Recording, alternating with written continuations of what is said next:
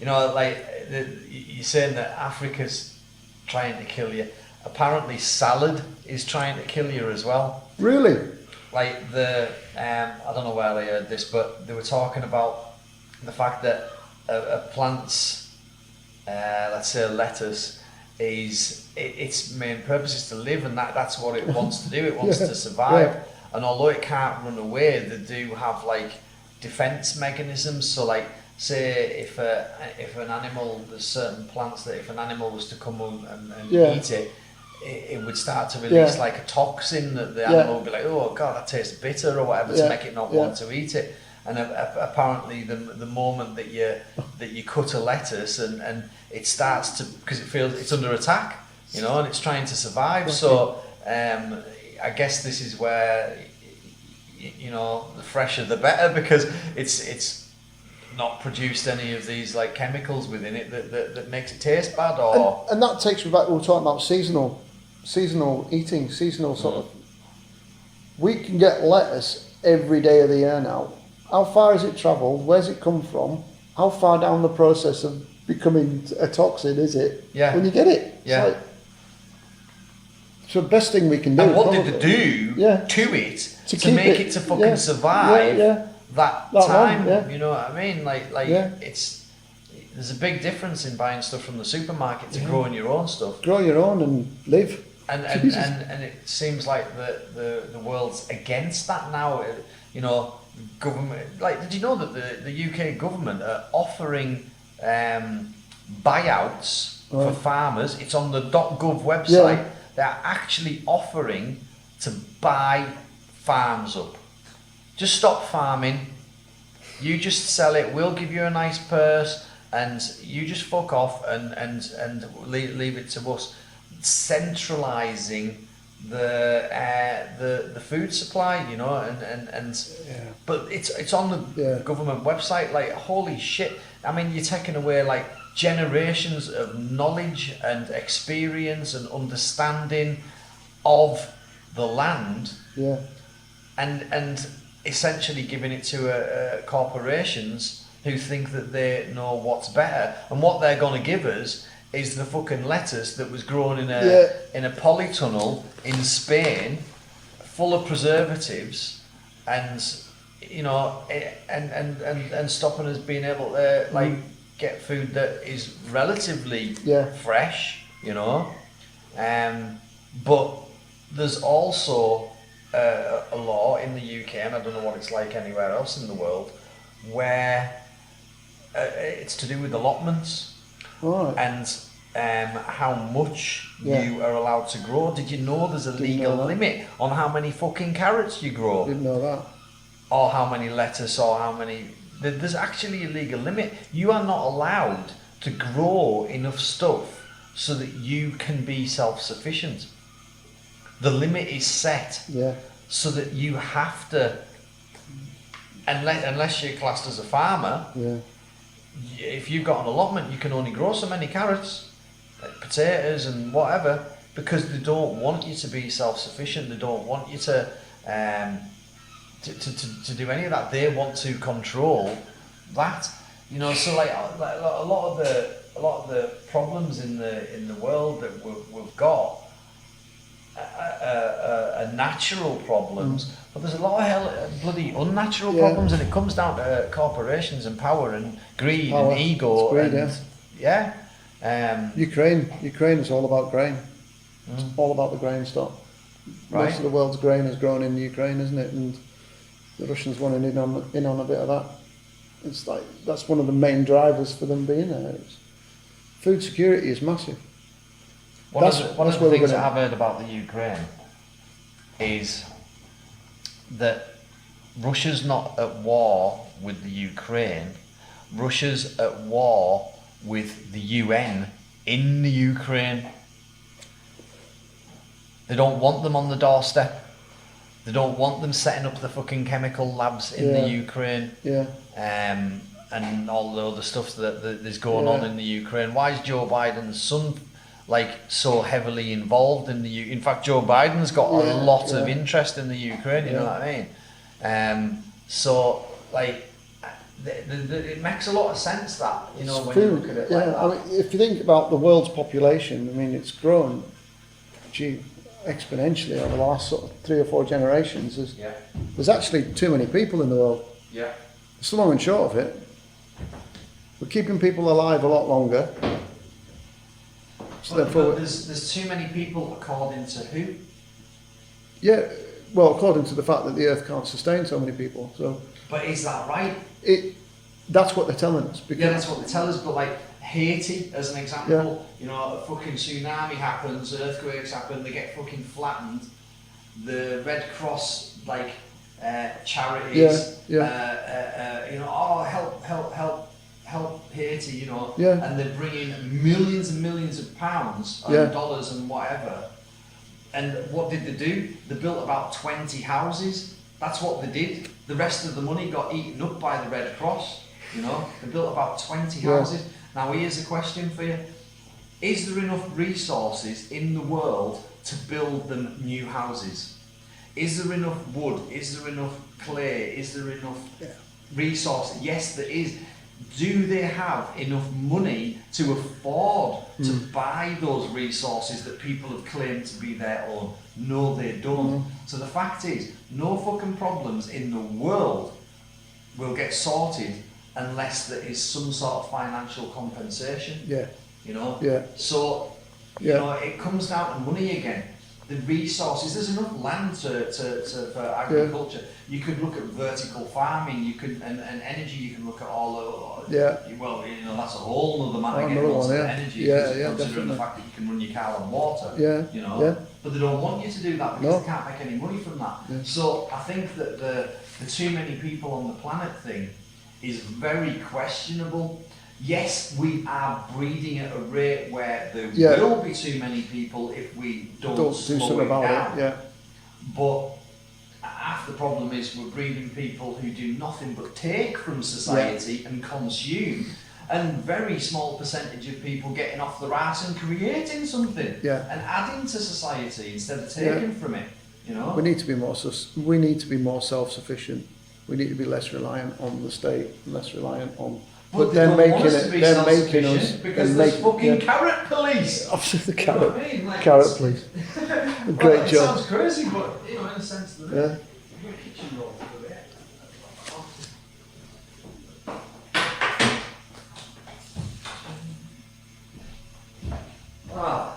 How far are we in? What time is it? I haven't got a clock in here. Oh, I don't know. I need to look at my. In fact, we can tell we've been recording for 2 hours and 40 minutes. Right, isn't it? That's pretty impressive because we barely took a breath. I know, we've been putting the worlds to right, mate. Check my... Cuba, that you've met, who edits all this, one of the things he'll do is he'll look at the sound wave of the conversation, and if there's a quiet spot, he'll go and check it out, and he'll remove it. You know, like I've gone out the room to get something, so he'll probably nip in there and just kind of edit that bit down a little bit. But also, I say a lot. I go he thinks it's fucking hilarious, but he has to edit loads of them out because I'll be like and he's got so good at recognising my in the sound wave. So he can recognise where an is and just go and take it out because he knows what it looks like in the sound wave. It'll look like that's a skill in its own right, that, isn't it? Yeah, but it's a skill in its own right. Yeah, no, it's been absolutely. I knew this was going to be a fascinating conversation, and it's got a lot more fascinating than even I thought it would be. So if I wanted to be a ranger, if I wanted to do something, because I am the sort of person that wants to do something. In fact, I'm the sort of person who wants to do fucking everything. I still don't know what I want to do when I grow up. So. But if I said to you, you know, like, what can I do? How can I help you in your mission? What would be the answer to that? The easiest and simplest answer I can give you is Game Rangers International. Yeah. So they've got a presence on social media, LinkedIn, Facebook.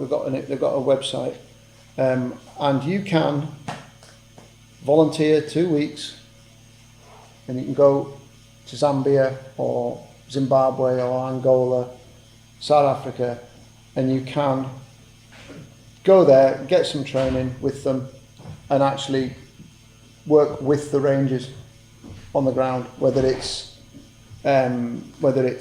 anti-poaching in the wider sense, like going out finding snares and destroying snares, pulling snares up, or it's working to repair. It's pretty much everything that a National Trust warden does in the UK, except there's big animals there. Yeah. But you can go and do that. You can do that. I know people that have been over there. They've never been to Africa before. They were interested, and I just said Game Rangers International. So they've got in touch with them. They've had the conversation. You do a little bit of a virtual interview with them from London, and then they'll basically just set up your flights, fly you out there. You get picked up from the airport. You get taken out onto a reserve somewhere, and you live in a tent, but it's a nice tent. Mm-hmm. It's like a safari style tent, and you live with the rangers, and you go out on game drives. You go out you do work around the reserve to if you go on a reserve that's got like safaris going out on it, then you can go out with some of the safari guides, and they'll show you how to track the animals, what to look for, what the spoor is, and that's where you'll know whether that's what you want to do. I've yet to meet someone who hasn't been out there as a volunteer with Game Rangers, because very different what I do. Our stuff's veterans focused and very much about operationally deploying with anti-poaching teams. If there are any veterans out there who are interested, then Veterans for Wildlife website, get registered on the Veterans for Wildlife website. We'll get back in touch with you, get a list of your skill sets, stick you on the database, and when a job comes in, we'll align your skill sets to the job. You'll probably have a bit of an interview with me. It's generally me that does it. Have a conversation. If we feel that it's the right thing for each other, if it's something that's mutually... You know, I tattoo a lot of ex-forces, and I actually, it's another side story, but I like challenges, and I set myself a challenge to get someone to quit the armed forces based on what I'd told them about the armed forces. You know, bringing the realisation, because they don't know what it's about. They don't know why they're there. Like I tell you now, 90% of people who are in the forces just do it because it's a job. They couldn't think of anything better to do. It got them off the streets, you know. And then when they're in there, they acquire a new family, and you know, like the camaraderie and the community and everything like that. That's kind of what keeps them in there, you know. But so I was speaking to this guy. I was tattooing him. And I says, look, I've got this challenge. I want to get someone to quit the forces based on what I told them about the forces. And he says, right, okay, I'm listening. And I says, well, look, if you were to do this, you're helping me achieve a goal, so I'm going to help you achieve your goals. So when you come out, I'm going to help you do whatever you want to do. I've got your back 100%, right? If you want to do this, I'm going to help you. Whatever you want to do. And after a couple of sessions, tattoo sessions, he was like, right, okay, do you know what? I'm going to do this. I was like, yes, right. There's honestly... Man is my word. You know, I've got your back here. And so he says, well, what am I going to do? And I says, I don't know yet, but it's going to be fucking amazing. I can guarantee you that it is going to be amazing. And he says, right, okay, I'm fucking doing it. So he went and handed his notice in or whatever. So I guess he has to speak to his sergeant, and then they have a little meeting. And you're there with a couple of people taking notes or whatever, and sergeant's there, and he says, right, so why do you want to quit? Like, do you realise that if you quit, there's a 30% homeless rate, there's a 40% suicide rate, there's a 60% unemployment rate. Like, what are you going to do when you leave us? Because we have fucked you. right? There is no, you know, you're better off staying with us because the outside world's cruel, and you might commit suicide, you might die, you might be homeless, you probably won't get a job. And this lad turns around and says, "Sir, I don't know what I'm going to do when I leave the army, but Richard says it's going to be fucking amazing." and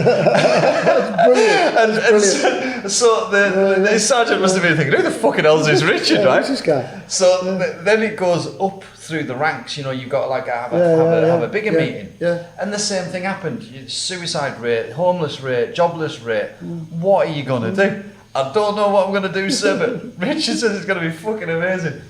Well, eventually, we came up with this concept. I realised that, like, there's nothing there for them. There seems to be about 3 companies, organisations, corporations, whatever you want to call them, that are waiting on the gates as they're coming out.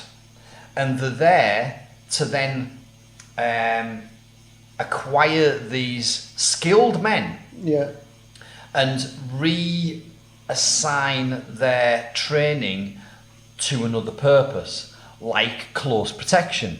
Yeah.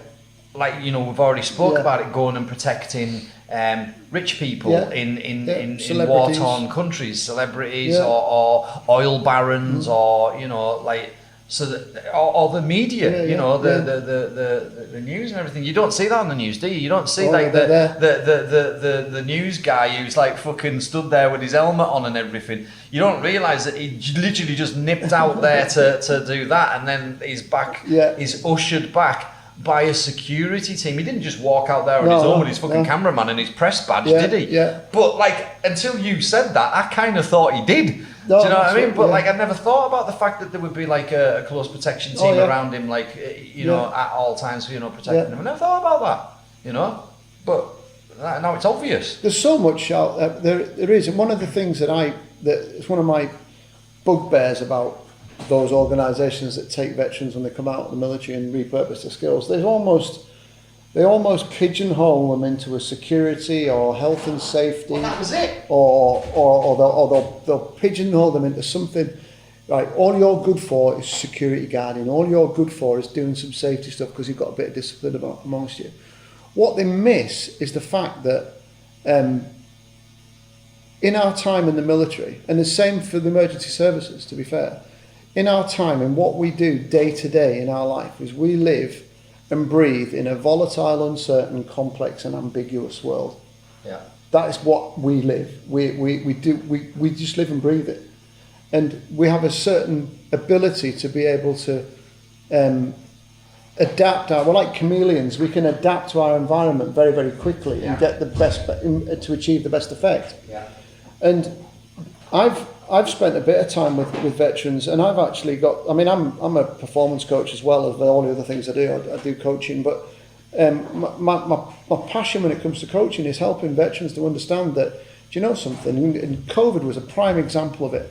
You've got these corporate leaders, these executives, these corporate leaders, these heads of big organisations that are so driven by process that when COVID hit, they were fucked. They're like rabbits in the headlights because there wasn't a checklist for it. There wasn't something that they could do for it. So, and what I noticed was that those people who had a military background or an emergency services background, they were able to deal with that VUCA element of what was going on. That's what volatile, uncertain, complex, and ambiguous. Right. It's a term coined. It's called VUCA. It's originated in the US military, but it's something that's real now and nowadays. And I help them to understand that actually, from a crisis management perspective or business continuity perspective, when you come out of the military or the emergency services, you are perfect to work with those corporate leaders that haven't got that agility to be able to do what they need to do when they hit a crisis or an off-normal condition. And to tell them, do you know something? You don't need to settle for being a security guard. You don't need to settle for, yes, you might want to go and do the close protection circuit, and by all means go and have a crack at it. It's great fun. It's good, but you can't do that forever. It will become stale after a while. So think about a bit wider than that. And they come round to that sort of way of thinking. So If I take VUCA, volatile, uncertain, complex, and ambiguous, and I break that down and say, so how do we defeat volatility? The only way that you can defeat volatility is by providing vision. So people need to understand what they're trying to achieve. If there's a volatile situation, you need to understand what the vision is to deal with it. And then you think about that sort of the uncertainty element of VUCA. All uncertainty is a lack of understanding. So create understanding to defeat the uncertainty element of it. Complexity, dead simple. Give some clarity. What I realised was by not just spending time with this guy, but you know, and what he was telling us, the process that he was now going through by leaving the forces, and like I say, I realised that there wasn't really anything there for them. No. And you know, a choice of like, you know, the repurposing sort of thing. But I also realised that these men and women that are in the forces are highly programmable, right? They've been trained to follow orders, and when they leave, the problem with depression, the problem with feeling lost, is because they haven't been reprogrammed, right? But they are highly programmable. So I says to him, it's called Scott. I says to him, how's about, you know, because we kept on talking about what you're going to do, what am I going to help you do, and I 100% wanted to help him do whatever he wanted to do, but we had to find something that he wanted to do. I says, what about if we set something up where we do what I'm doing for you right now? If you were to be one of those people at the gate when people come out, and you know, someone offers them to go close protection or do, like, you know, go into the you know, the police or something like that. But what about if there was someone there offering to help them help other people to come out and reacclimatise and retrain them in whatever they want to do, because all we are is a result of what we have thought. Absolutely. Why not tell them when they come out, right, mate, you can have, do, be whatever you want in life, and this is the start of your new life. What do you want to do? Tell me what you want to do, and we'll work out a way to do it. And if you can't think of what to do, I'm going to give you 100 examples of what you could do. Take your pick, or make up another one. If there was someone there, if there was an organisation on those gates telling people that, and then helping them, if they wanted to be a personal trainer, if they wanted to be an artist, right, how do you become an artist? Okay, well, first of all, we need to start doing some drawing, we need to start experimenting and playing with it. And then how do you make money from art? Because I need to make money. Well, like, you could become a tattooist. How's about we train you to become a tattooist? Or how's about we teach you oil painting? Or how's about we teach you graphic design? You know, like, there's no limit to what these people are capable of. But for some reason, the people on the gates are just going, right, instead of, the lazy bastards, because all they're doing is going, we'll use the training that you've been given and repurpose that training. But these are highly programmable people that you could reprogram them in as much time it takes them to fucking retrain them to fucking, you know. So why not just reprogram them? Why not just give them every opportunity that they deserve in life? They're not given the opportunities. And the one thing that they've got going against them is they need this structure, you know, to turn to, you know. So put a fucking structure in place, you know. So I mean, that was the concept that we ended up coming up with. Guess what he done when he left the army? Close protection. Opened a fucking ice cream shop. Outstanding. Fantastic. So his family had been involved in the ice cream business, but like moved away from it. And when he came out, actually, that's brilliant. He opened an ice cream shop. Now I think he did go back into sort of TA type. Oh, the reserves, I think, because, you know, he missed it, he still wanted to do his part and all that sort of stuff. I think he did go back into that, and that I know that he's now had kids, and, you know, his life's completely different to what it was back then. But, you know, like, to it's me... the art of the possible, isn't it? For them to understand that there is way more, they've got way more to offer, because most of us, and I'm not going to pigeonhole everybody, but most of us that joined the army did because we did shit at school. Yep. And that's not because we're thick. I mean, I got postgraduate qualifications in my 30s, so I'm not thick. However, I left school without an O-level to my name, you know. Yeah. And so therefore I was told that I could never be anything because I didn't have the right badges. Yeah. I was exactly the same. And you know something, that is no bigger driver for me than having a teacher at school telling me you'll make nothing of your life, you'd be better off in the army. Yeah. My art teacher told me I'd never make any money at art. I got a D in art and a G in physics, and those were the only fucking exams that I even turned up at. Yeah. I got kicked out of school for tattooing when I was 12. Right. I tattooed half my class. I'd made a tattoo machine and I tattooed half my class. School fucking hated me. I bet they did, huh? And I hated school, so it was mutual, you know. Yeah. And then I've got a twin brother who was a prefect and, you know, did everything by the book, and, you know, sun shone out of his arse. Yeah. So, you know, I'd hear people talking about me and my brother, and they'd say, you know, to my mum, for instance, like, oh, isn't Philip brilliant? He's this and he's that and he's the other, and oh, he's gonna go far, but I don't know what you're gonna do with Richard. And, you know, I was that problem child, you know, but you know, according to school, according to the system, I was a failure, and I was always going to be a failure, you know. But never make any money at art. You know, what's happening right now? Right now, you know, and you know, so I've proved them all wrong, and I didn't set out with the intention of proving them wrong. I just followed my bliss. Absolutely, and doors opened where there were only walls. Absolutely, yeah.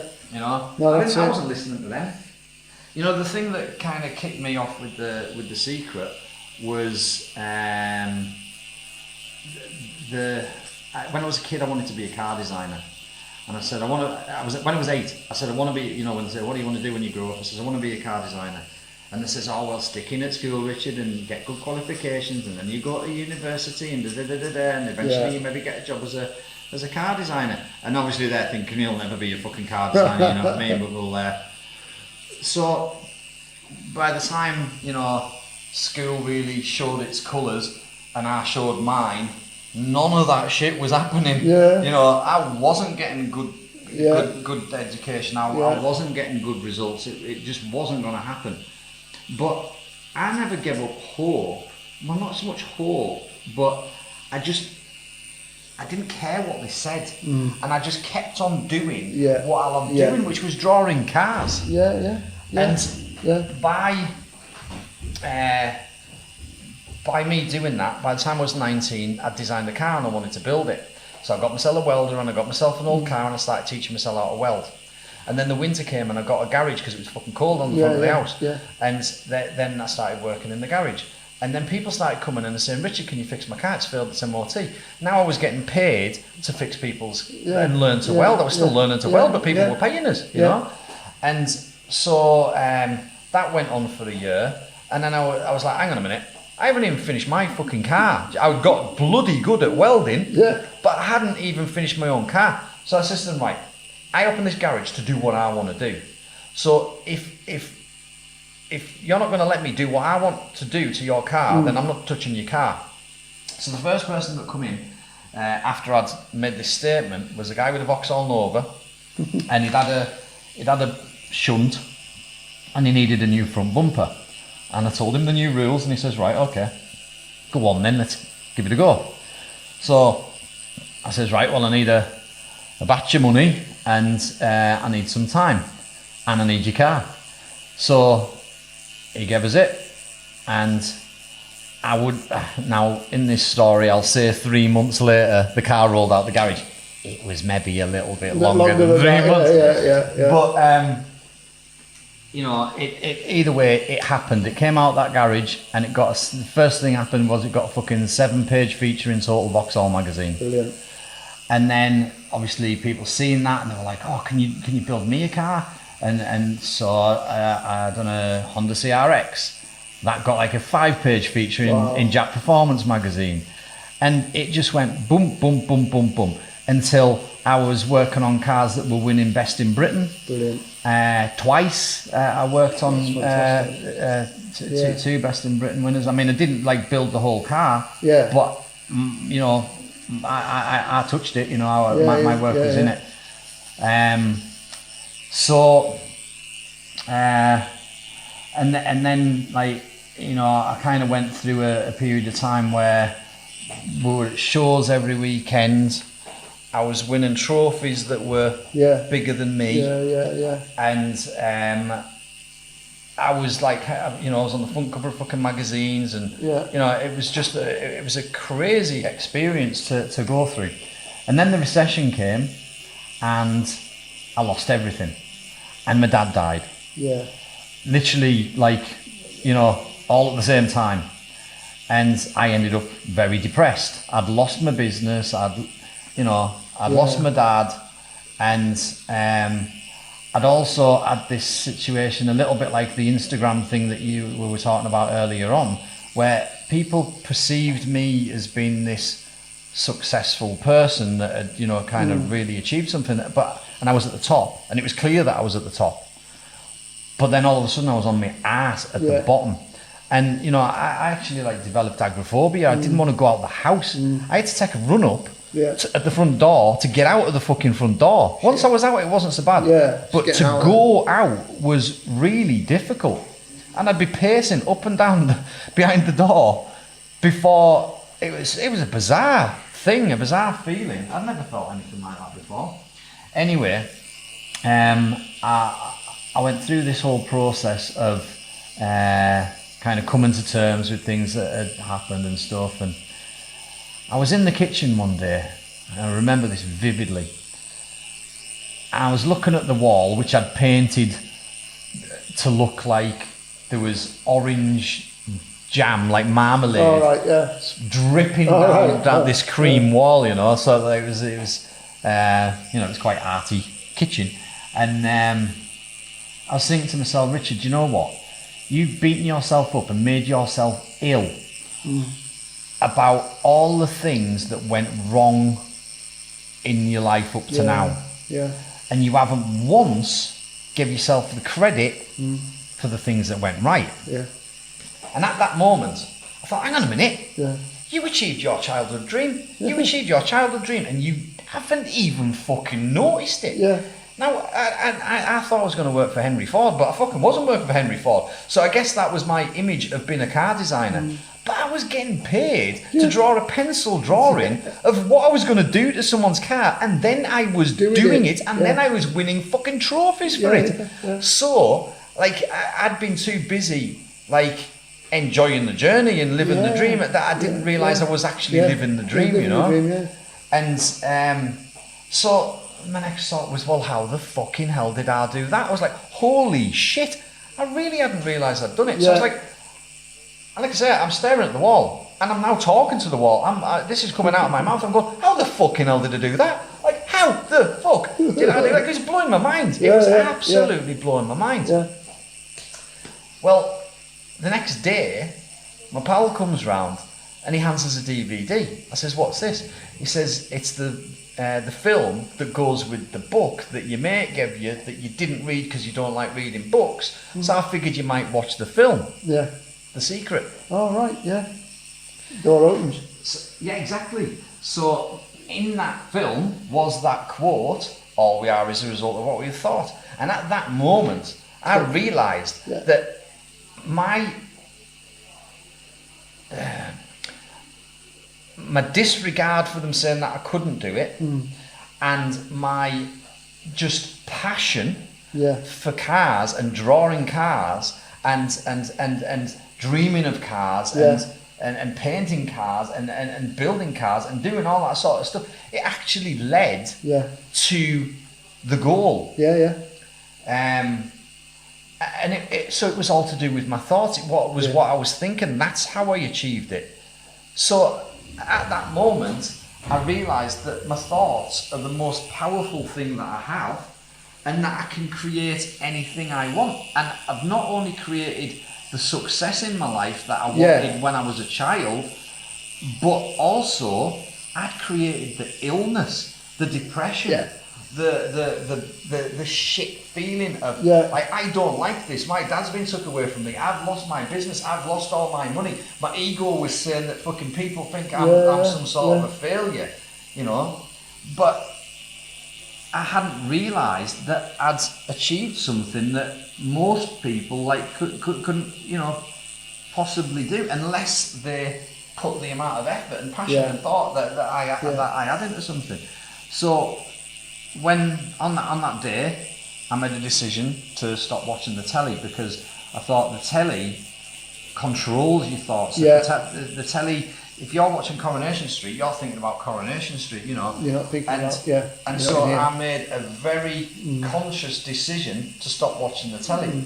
And I can honestly say to you that I have not switched the telly on to watch it in 15 years.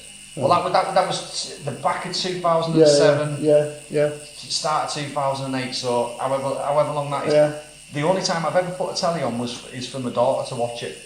I have never sat in front of a telly with the intention to watch it and switched it on. And like these days, I've got to pass the TV. You know, if she wants us to change something, so I've got to pass it to her because I don't even know how to work the fucking remote. I don't want to know how to work the remote. You know. So, you know, like again, it's funny how the law of attractions came into this conversation quite a lot as well. Well, I think it's because it's really important, and I think it's because it needs talked about. And I suppose my question for you is what would have happened had there not been a crash, had your dad not died, had your business not gone under? Well, for a start, I might never have realised this, you know. And one of the things that has happened since then, because of that moment, 100% because of that moment. First of all, I started to experiment with it, and I was like, right, okay, so if this works, and if like writing stuff down and visualising and having a vision board and fucking all works, then you know, they say it works, I'm going to put it to the test, and I feel like I was already living proof of that anyway. So I figured if I've done this up to now, knowing this, what can I do now? So this is when my depression ended, because now I had something to do. And this is where I got off my ass, stopped feeling fucking sorry for myself. And this was causing me pains, like I was feeling like I was having a fucking heart attack. And I got off my ass and I started doing stuff. And I thought, right, if I'd done that, then what can I make now? And I set about recreating my life, using the principles that I'd been using but didn't understand. And my life just went from better to better to better to better to better. And it's been a constant growth for years. Do you know what? It's leveled out a lot over this last few years. It's leveled out, and this comes down to the intolerance thing. My life is, I feel like fucking Peter Pan. You know, if you noticed, I still build custom cars. I still play with cars. I do me engraving. I carve opals. I get to tattoo people and meet the most amazing people and have amazing conversations. I am fucking happy. You know, so like I'm not striving to be a millionaire. That would be nice. But like, do you know what? If I was a fucking millionaire, I'd be the same person. I'd do the exact same thing, because everything I am doing is my passion. This is what I love to do. I don't think the money would change me at all. Isn't it a really fulfilling place to be in? Because I'm with you on that. And I suppose, and again, it's an element of the secret, isn't it? When you talk about everything happens for a reason, and And if there's anybody listening, I suppose, who is having a shit time at the minute, they just got to try to understand that they're exactly where they're supposed to be. Yeah. And that's really important. And the only thing that's going to make a difference is them. Yeah. Nobody else is going to help you. No. No. As much as you'd like to think that there's someone going to come along and fucking make things better. Jim Rohn says, the guy says, I'm just waiting for somebody to come along and turn me on, you know, to switch on my life, to give me these opportunities. Yeah. And Jim says, what if they don't fucking show up? Yeah. You know? So it comes down to you, and even if you do actually need that person, you got to go looking for them as much as they've got to come looking for you, because that's the way it works. So, it all comes down to getting off your ass and fucking doing something about it. It really does. Yeah, you don't want to end up on your deathbed regretting the shit you never did. Yeah. You know, it's that you don't want to be there pleading for more time when you need to get there and know that you've lived the best life that you can live as your authentic self. Yeah, it's quite. It may seem a little bit weird for people listening to a ex-military guy talking about stuff like this, but it's to have a spiritual connection with yourself is massively important in everything you do. Yeah. You know, even in certain elements of the special forces, there's a real emphasis on mindfulness and breathing and being able to recalibrate yourself before you go out there to deliver. And it's, you know, people might say, oh, meditation's not for me. Well, don't meditate. Just spend a little bit of time with your eyes closed every now and again and just do a top-to-toe survey, I call it. Basically, just concentrate on the top of your head, find out what's going up there. Don't do anything about it, just acknowledge it. What's happening in here now? How are my eyes feeling? Don't do anything about it, just acknowledge it, and then go right down your body and then back up again. And then you find that you've just done about 5 minutes of mindful thinking that will set you up for the day, energise you. Do you think that, like,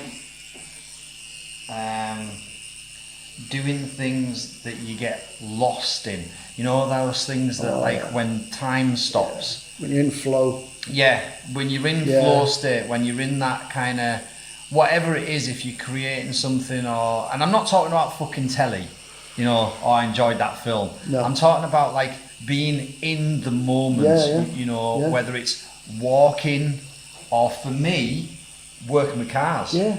Like, do you think that's meditation? I think it is. It's mindful. It's mindfulness. It's about being totally, and so it's when you're doing something and time just disappears. Yeah. And before you know it, like, shit, it's dark. How did that happen? Yeah. Writers get it. Yeah. When a writer is in flow, they won't have any concept of what time of day it is because they're in flow. They're creating what it is they're putting on the paper. Yeah. And I do think it's I think meditation's it's a wide, really wide sort of. Yeah, because people think of meditation, you think you've got to sit on the deck with your legs crossed and your thumb and your forefinger held together and that. And you know, my friend, he tried to teach us like a simple meditation, which was count backwards from 10, and then imagine yourself in space and look at all the stars, and then he says, imagine an apple in the distance, go over to the apple, and it's a massive apple, and you scratch at the surface and you smell the apple, and then you peel a bit of the skin off, and then you crawl your way into this apple and go and find the seeds and have a look at them and see what it's like inside this apple, and then come back out the apple, pull away from the apple, and then count backwards from 10 again, and boom, that's you done. And I really struggle with that because I only ever got to fucking 7. Do you know what I mean? Before my head just was like something else was coming up. You know what I mean? I really struggled with that level of focus. But see, it's different for everybody, I think. Yeah. See, when I'm working with a car, so that, like, it's not talking to me. I'm not talking to it. There's just me in the car, right? That I find very therapeutic. It's one of those things where time just stops. You know, when I'm down in the recording studio, you see I've got like, my decks and that in there. When I'm on the decks, all I'm thinking about is the music. I'm thinking about the mix. I'm thinking about the beats. I'm very focused. Yeah. DJing is one thing that cancels everything else out for me. Cars are one thing that cancels. Art does not do that. Yeah. Tattooing does not do that. It can for moments. But I'm able to tattoo, as you've noticed. There's a fucking rhino on your arm now. And we have not stopped talking, and I have not been concentrating on the tattoo. I've done that like autopilot because I know it that well, and I'm able to. So tattooing for me doesn't cause this deep concentration like it maybe does in a lot of people, but it doesn't in me. Like partly because there's someone there, and you know you're having a conversation. That's different. It's conversations with yourself that you know, that inner voice. Yeah. But it's acknowledging it. It's not trying to blank it out and because that's you. And if you try and move past that, sometimes you can get to a really quite interesting place of awareness about just how focused you can be on something without realising you're focused on it. In the zone. Yeah, in the zone, in flow. Yeah. You can do it. Anything, you know, any task you do, you can probably get into flow if you just focus on it. Yeah. For me, it's about if I'm doing something, do it well. Focus on doing it well, even if it's just emptying the dishwasher. Or if it's throwing a hoover around. Just focus on doing it well. You know, just little things like that can make a difference. So, I don't do it that often, but just on the throwing the hoover around, like, I don't know what goes through most people's minds when they're doing the hoovering, but here's what goes through my mind. It's like a fucking racetrack, right? I'm like making car noises. I'm like, wow, yeah, you know, like I run about this shop, which is like, you know, 4 stories including the basement, and I'm making car noises in my head. In my head, there's like tires, and if someone comes round the corner, I actually make that noise. It comes out. I automatically make a skid noise when you know. I'm you know, I think to myself, I'm such a fucking child sometimes, but I've got absolutely no intention of growing up and not being this person who I am. You know what I mean? But yeah, it's the stuff that's because our minds are always thinking. And in The Secret, it says, you know, it doesn't matter whether you're thinking about the past, the present, or the future. You are always casting thought. Yeah, absolutely. And you know, if you're thinking about the future, then you're creating. If you're thinking about the past, you're observing. Yeah. You know, and a lot of our hang-ups about ourselves are in the past. We can't change it. It's happened. Yeah.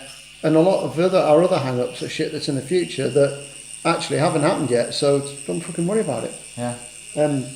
So saying that, I think it might have been my dad. Again, a lot of them do come from him. That the past is history, the future's a mystery, but the present's a gift. So just grab hold of it. No, it wasn't your dad. That was Kung Fu Panda. Was that Kung Fu Panda? Was it? Probably. I don't know who it was. I know that quote. I don't know who it was. Yeah. I don't know where I heard it, but today's a gift. That's why they call it the present. Yeah, that's it. Yeah. I know that quote was dropped in Kung Fu Panda. I knew I'd heard it somewhere, but I've never seen Kung Fu Panda. So.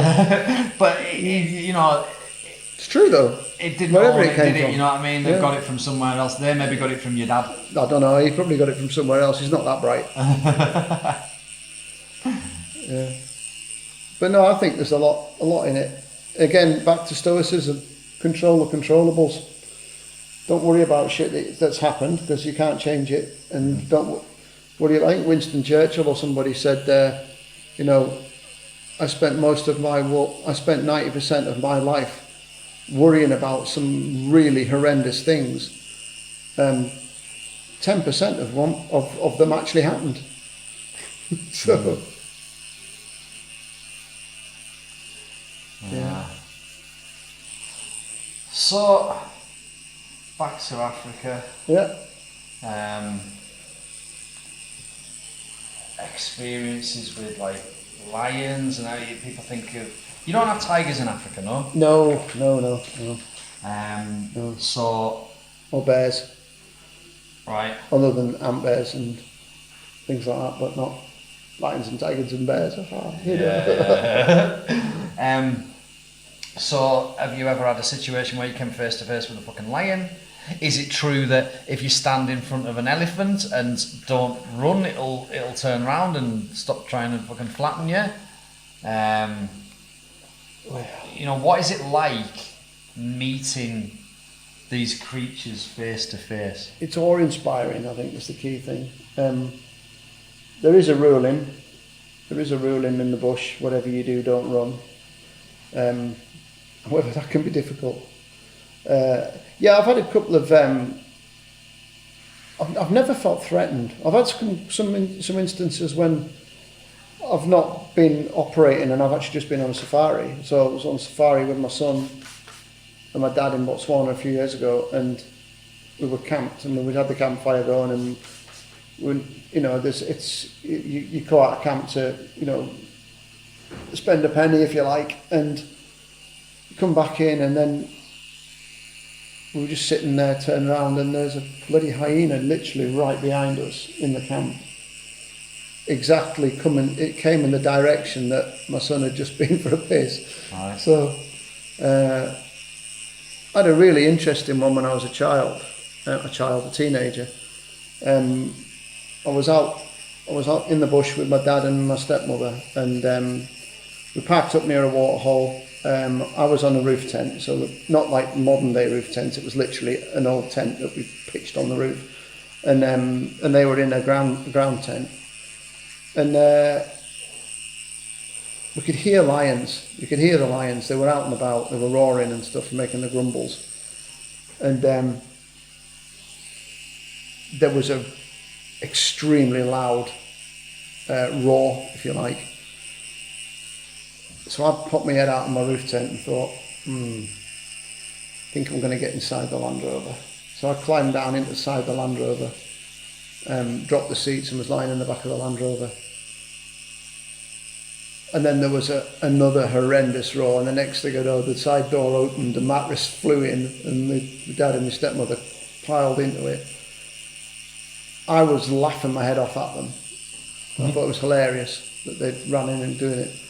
And then my stepmother was looking at me with a strange sort of look on her face, like that, and I turned around and literally looking down at us in a Land Rover. Bear in mind, it's like in the 80s, so it was an old Land Rover, so they were quite high up. And then looking down at me, and I was literally with his nose almost touching the window, was the biggest Kalahari male lion I've ever seen in my life. And it was just fucking staring at us. Wow. Did a little bit of wind come out at that point? That was not so much then. The next morning was interesting because we'd been round the fire and nipped out to the loo a few times, just out of the sight of the firelight, and then come back again. And we went out to look. We were just looking at the tracks because obviously we know how old they are, how long the tracks have been there for. Gauge the size of this creature, because it was a monster, huge animal, and then literally you could see the wet patch where I'd been to the toilet, and literally next to it were the biggest lion prints I've yet to see again. And then both me and my dad looked at the prints, and we made a deduction that the lion was literally there either just before I went to the toilet or literally straight after they went to the toilet. So that thing had been walking around our camp while we've been sitting out, wandering out for a piss and stuff like that, and not even known about it.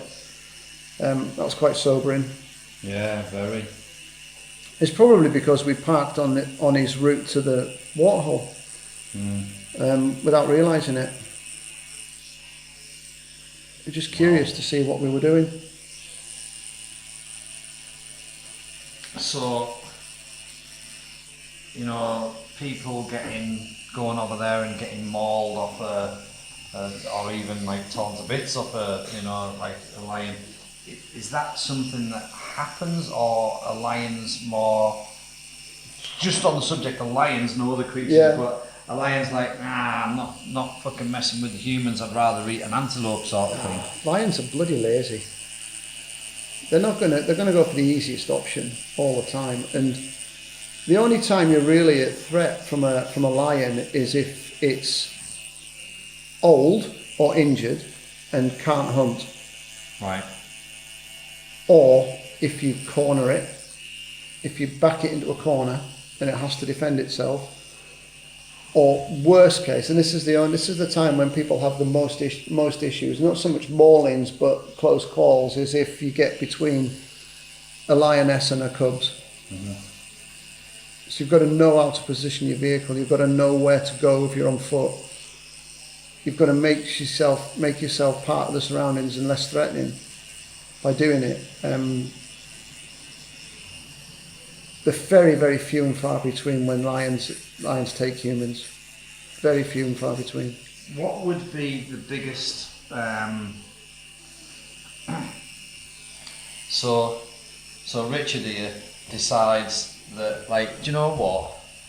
I wouldn't mind going and helping out for a couple of weeks on this. Who is it we speak to again? Game Rangers International. Game Rangers International. Yeah. That sounds like some of Thunderbirds, so it makes it even more fucking appealing. Richard decides that he's going to do that now. Like Megan, well, when we go on holiday, I hate fucking laying in the sun. I'm not a big one for the heat or anything, and I'm not into sunbathing, you know. Whereas Megan likes to lay by the pool, and the only time she gets in the pool is to cool down, but she'll set an alarm every 25 minutes so she can fucking turn over. Oh, right, yeah, got you. And I'm here, like, trying to hide from the sun, like, moving a parasol so it's covering me but not covering her and all that sort of shit, you know. And my entire fucking holiday is really, kind of, it's like survival, you know what I mean? Yeah. I've just got to get to the fucking end of the week. I am not enjoying it, do you know what I mean? Yeah, it's nice to, kind of, but at the same time, I'd much rather be doing something. I get bored really easy, you know what I mean? I'd much rather be doing something. So this actually sounds quite appealing to me, because getting out among that lot and, you know, actually doing something to help out and that, you know. So let's just say I talk Megan into this, right? Is there plenty of sunbathing opportunities for Megan? It's Africa. Yeah. The sun is ever present. And like if I was going off out into like doing shit, is the jobs that she could do at camp, like cooking? Definitely. She loves to cook. Definitely. Do you know what I mean? So like she could get involved with the cooking and all of that stuff. There's depending on your deployment, depending on where you go. You could go to a reserve, you could go to a safari lodge, where they'll need people to help around the camp, the cooking, the guest experience, developing the guest experience, setting up for the sundowner, because sundowner is a massive thing in Africa. Right. At the end of the day, as the sun goes down, you sit generally with the gin and tonic next to the fire, watch the sun go down, watch the elephants come down to the water, and there's often like a plunge pool or something like that next to it. So these are like luxury sort of areas that you can go to. It will, anybody that does it, I guarantee it'll change your life. Guarantee it'll change your life for the better. I guarantee it, because everybody, when they go to Africa, even for the first time, there's an overwhelming feeling and sense that you're coming home, even though you've never been there before. But I think that's ingrained in the fact that we all humanity originated in Africa. So I just think there's something in us that draws us to it. I think there's definitely the opportunities for the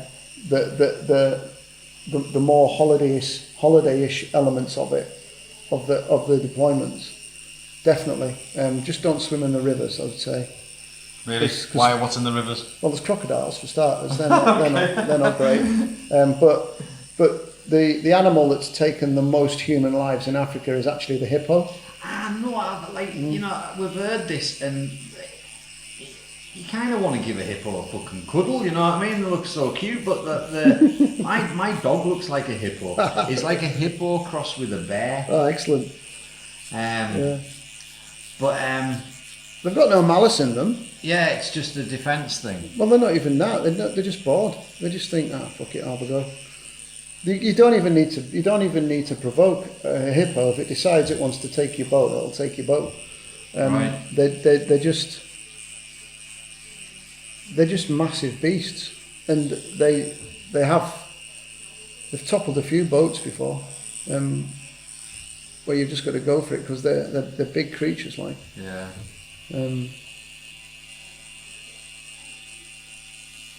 But you know, like I am being serious here. This does sound like something that I would like to do. It's a phenomenal experience. Absolutely. I think when I eventually hang up my hat from what I'm currently doing, I wholeheartedly believe I'll just be taking people out on game drives, safari, taking people, showing them, tracking the animals down for them, giving them the experience of a lifetime, you know. You've made I've never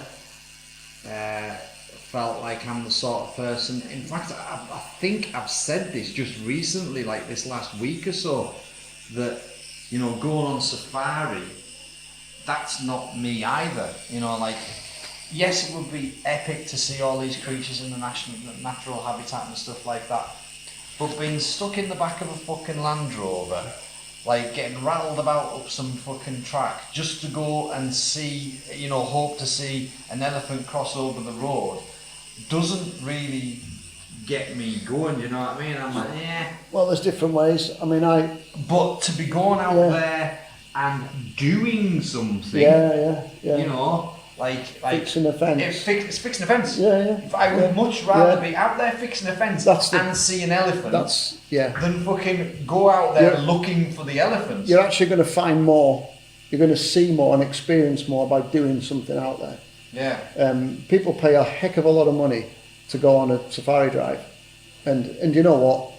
9 times out of 10, I've seen it myself. You can get in the back of the Land Rover, all open top and everything, with the big seats on it, and you can drive what seems like forever. Yet you're never getting any further than about 1.5 miles from the camp, because you're just taking different tracks and confusing the shit out of the tourists. Yeah.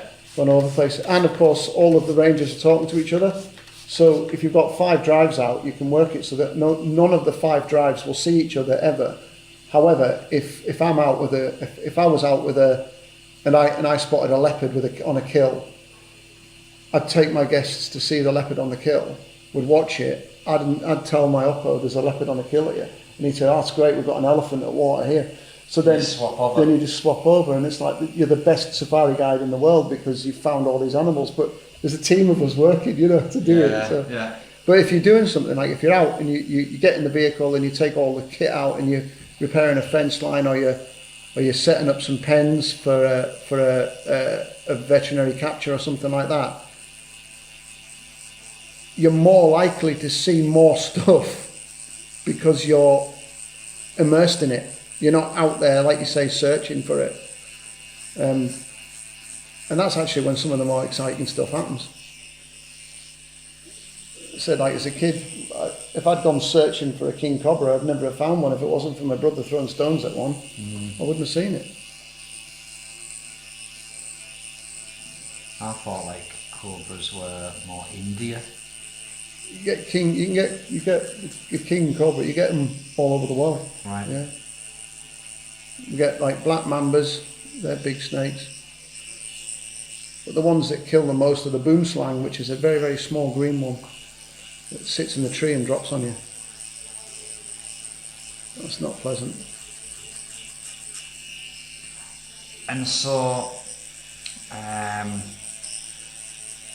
going out there and volunteering and helping out and whatever, what do you call it? What would it be called? Volunteering? Game Rangers International. Yeah. So, like, would you say it's a dangerous thing to do, or relatively safe, or? No, it's not dangerous. There are dangers, but the most dangerous thing you'll do is fly there, I think. Right. So so long as you respect your environment, so long as you stick to the rules. It's a bit like driving down the motorway. That's frigging dangerous. Yeah, if you stick to the speed limit and go the right way, you'll be fine. Yeah. That is the most dangerous thing that we do on a day-to-day basis, and we take it completely fucking for granted. Yeah. Yeah. And it's hands down the most likely thing that's going to fucking kill us. Absolutely. Yeah. Yeah. You know, an action that we take. You know. So this sounds absolutely fascinating. I know I'm feeling quite inspired to look into this a little bit. There's lots of other organisations that do it as well. You just need to look for volunteering opportunities in Africa, and you can go and there's any number of them that will do things like that. Yeah, and so when we say, or when it's described as volunteering, right? Yeah. So what would this cost me? If I wanted to go 2 weeks in Africa and help out in whatever way I could to, like you say, there's multiple ways of doing this, right? What would I be paying? What would it cost me? It depends on who you go with, to be honest. Some places ask you to cover your flights. Yeah. And then everything else when you get there is covered. Yeah. Some places cover your flights for you as well. However, you have to feed yourself when you're there. So it's understanding the different where you are with the different organisations. Yeah. I think you'd need to get vaccinations, and you need to get your malaria tablets and get your rabies jabs and all of those things that are just common sense to do before you go over there. And when you say vaccinations, we're not talking about COVID. No, we're talking no. Although you probably need to have been vaccinated for to enter some countries, because they have if you don't want to have to go into quarantine and stuff like that. So there will be some restrictions COVID wise. No, it's getting sort of rabies vaccinations, getting your Hep B's and things like that. Yeah. But once you've got them, you've got them, so. Yeah. That's looking great, that. It is. The cover-ups worked really well, top and bottom. Obviously, nice. We've still got a bit hanging out there, but we're not been round there yet. Yeah. But we're getting close to completion on the Rhino itself.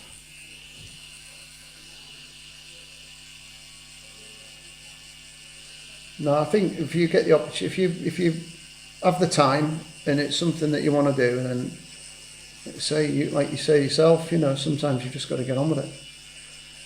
It's all making the time as well, isn't it? Yeah, definitely. Like everything that we spoke about is far more appealing to me than going and sitting beside a fucking swimming pool in Turkey.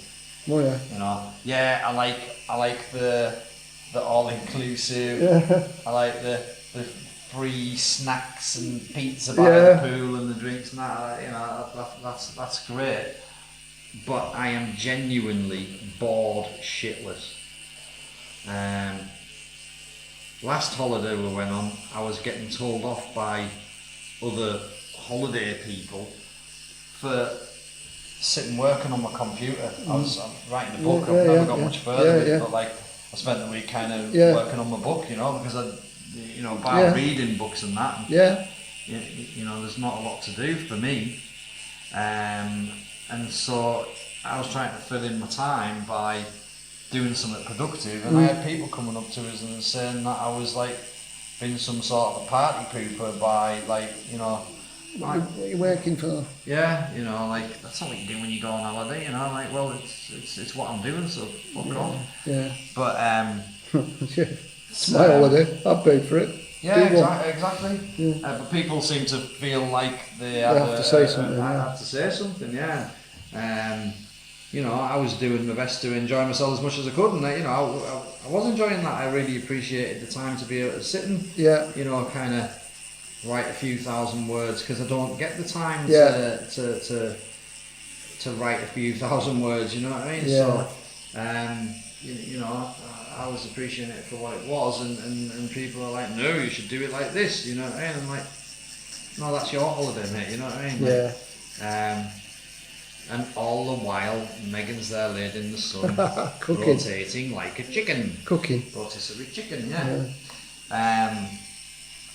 But I wonder what, because I'm going to be putting this to her. Do you know what I mean? Yeah.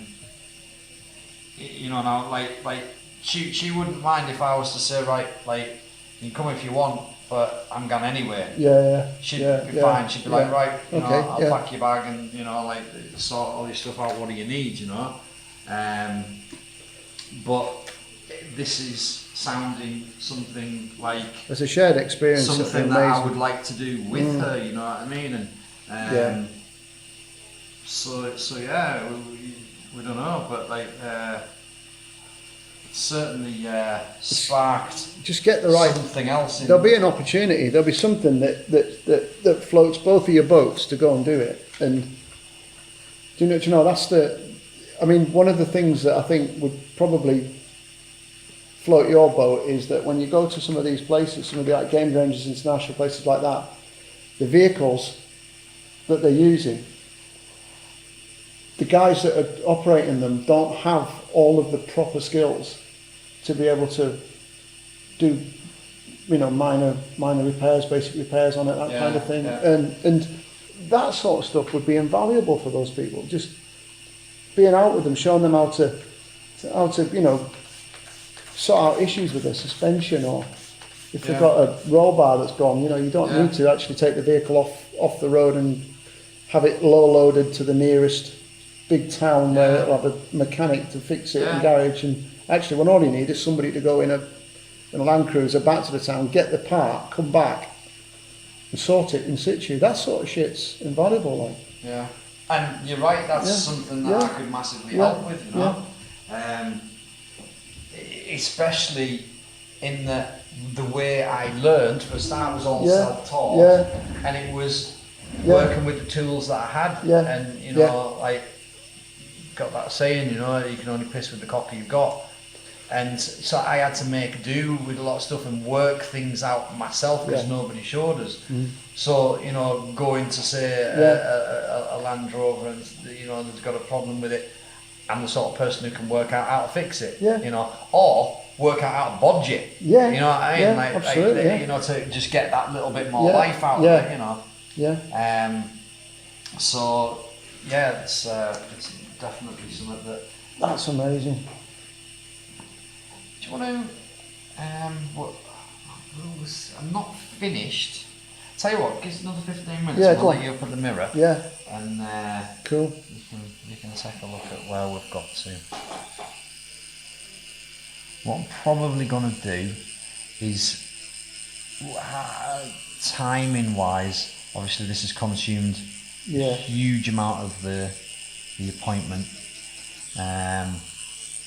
It might be an idea to reappoint to get the inner done.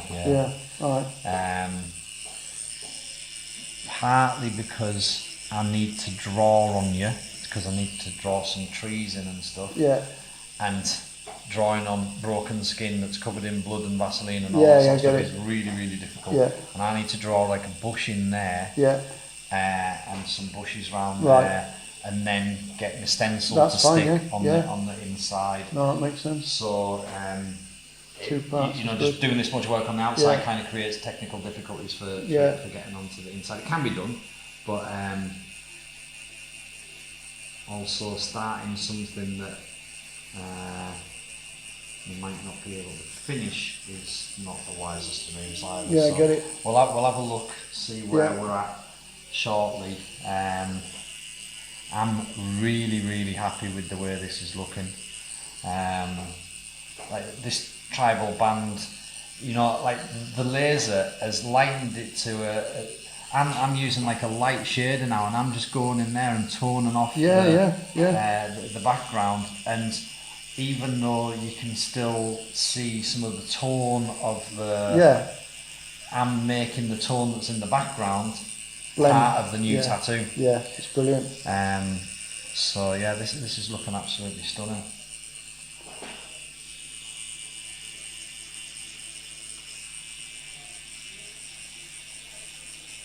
Yeah, I never thought that this conversation would go in the direction. It's went in a few directions that I didn't expect. I didn't expect to be sat here contemplating fucking going and volunteering in Africa, but I'm not fucking kidding you. Yeah. You know, well, if it's inspired you, if it's inspired you to do something, then fantastic. Well, I don't think it's just inspired me. Anybody who listens to this, if they've got anything inside them that that they're looking for something a little bit more, a way to give back, a way even like in a sense add to themselves. A lot of people might be, oh well, that'll make me a better person, you know what I mean?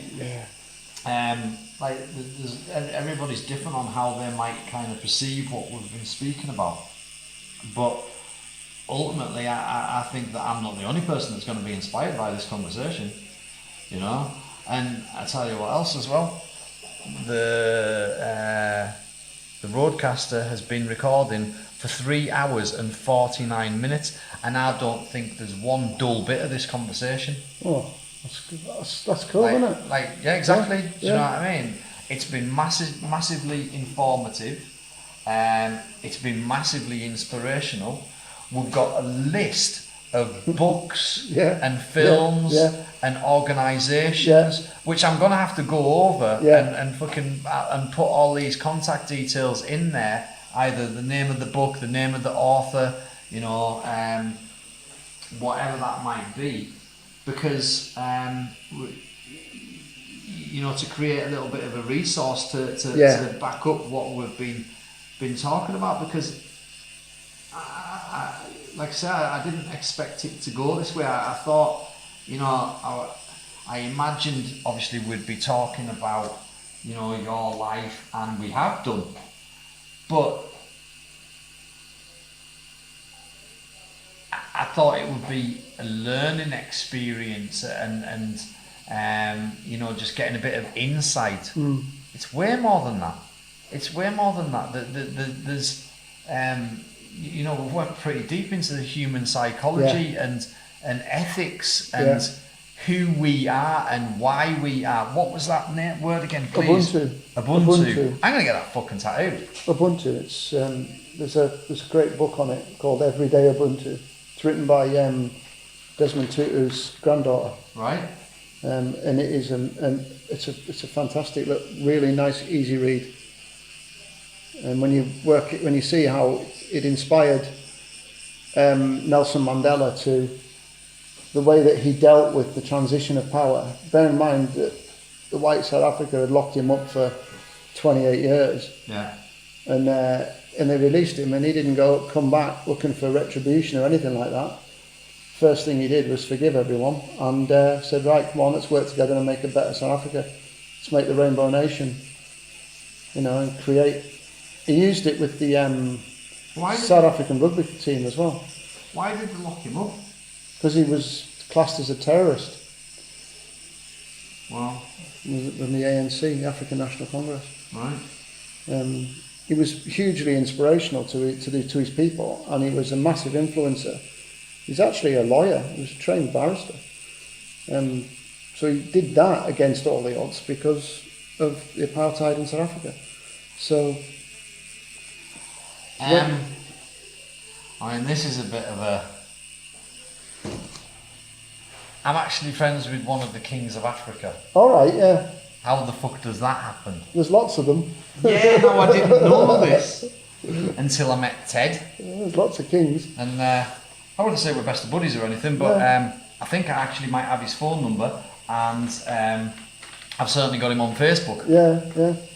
And it was through one of my friends that I met him, and Raj does a little bit of work with the UN. All right. And he's a spiritual leader, and he was heading off on this like nation meditation sort of thing. All right. And there was a group of them, lots of different leaders from lots of different religions and lots of different kind of ways, and they were going to Africa, and they were travelling around Africa and doing meditations and maybe saying prayers and